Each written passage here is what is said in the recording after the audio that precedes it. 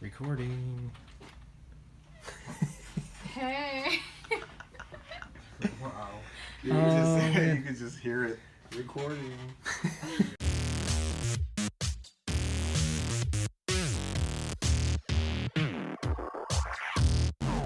I have got to go get something from my car. Sorry if my car is super dirty.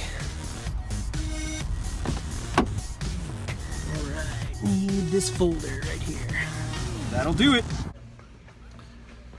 Alright, today we're gonna go meet up and do a question and answer session with Chris, one of our recruiters. So talk a little bit about what it's like to work for KKW, what kind of questions we get asked often by people applying to drive here, and get to know him a little bit. So let's go. So Chris, Yes. as a recruiter here at KKW, what is the first thing that you tell anyone who calls looking for a job? Well, normally I try to see why they're looking for a job.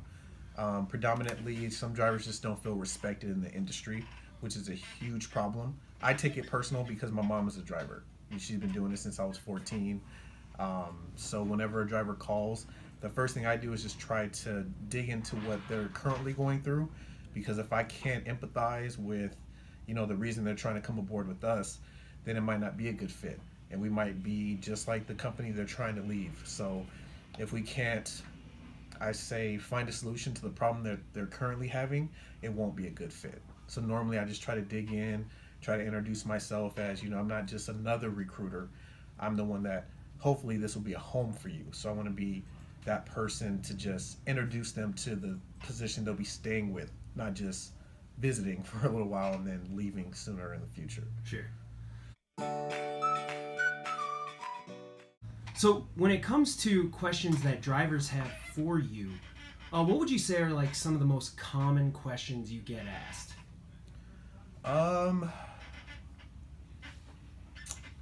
Or does it vary?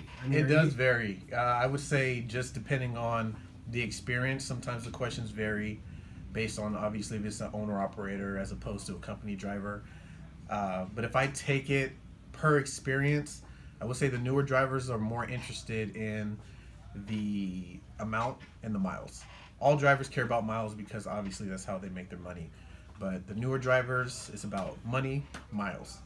The more experienced drivers, they want to be known as who they are and not just what they are.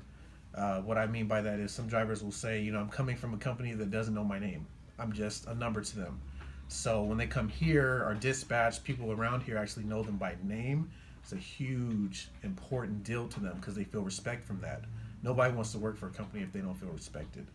And then I would say the owner-operators, they just want to make sure they can stay busy. They're owners. They want to make sure we have the freight and the miles to just keep them running. So I would say for that, they're just making sure that we can keep their business afloat. All right, so I think in the videos, of course, some of the people have probably seen you before and they've seen Israel a little bit, but can you give a little bit of like your background and how you got into recruiting and some of your hobbies? What are you into? Well, I guess my first recruiting type job was personal training. I used to literally walk around the mall, handing out my business cards, just talking to people. Because of that, I think I've learned how to just communicate, learn how to figure people out and ask questions. I think that's what a lot of drivers really want is somebody that'll listen. So being a recruiter for myself, personal training, I was able to just dig into people's background. Like, how did they get out of shape in the first place? Mm-hmm. Where are their bad habits? And then how can I help?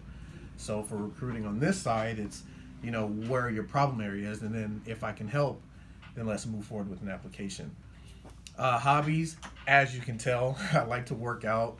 I love photography. It's something I do, and I dance. A lot of people don't know it about me just because I don't look like a dancer, but I've done competitions before. I've traveled all over just to teach and to dance. Won thousands of dollars just into competitions. That's actually how I met Israel. Yeah, he was filming me at a World of Dance competition, and it was something that I won. So, Hey, take pride in it, man. That's awesome. Yeah, I do. I mean, I was doing it for coming on 11 years since I was in high school. So, Yeah, it's one of the hobbies that's kind of pushed me to not just be shy, and it's helped me in recruiting because I'm not a shy person.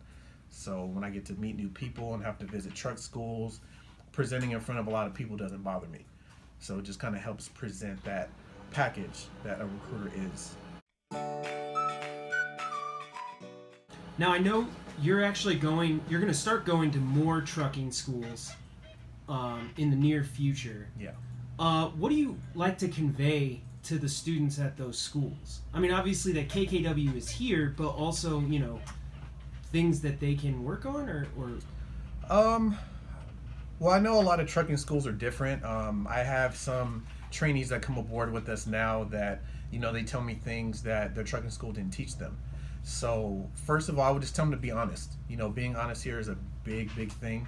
We love communication, and if you expect us to be honest with you, we always ask for that respect in return.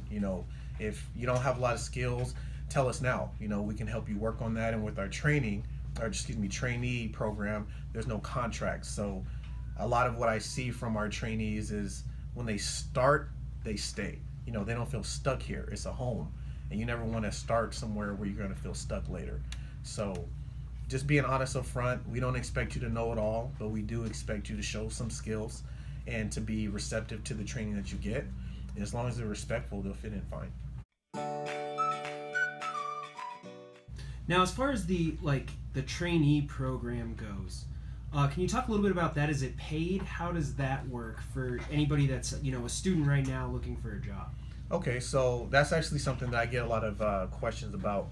For the trainee program itself, you do require a Class A license. We can't move forward with a permit, and we're not a trucking school, so we don't actually issue Class A licenses.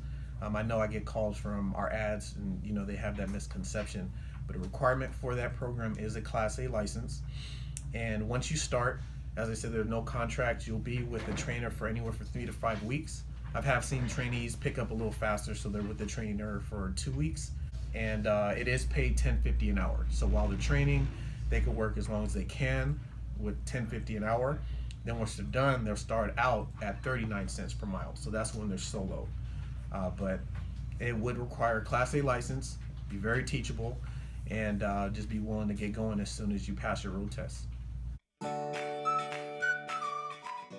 And last, I know this is actually for recruiting in this video, but we do have a quick pay bonus if people come on with KKW, I think within a week. Mm-hmm. Can you explain a little bit about how that works? Some drivers that are currently looking aren't working. So for drivers who are looking to start as soon as possible, our onboarding program is really fast, so we like to get them going as soon as they can. They're not driving, so they're not making money. So with that, because our orientations are 2 days, Mondays and Wednesdays, let's just say for sake of argument, they apply Monday. If they can start the orientation that Wednesday or that following Monday within the week period, then they'll get $350 onboarding on their first dispatch. Gotcha. So did you get your keys? All right. Yes. Well, I think that does it, man. One of these handshake time. Oh yeah. Thank you, Chris.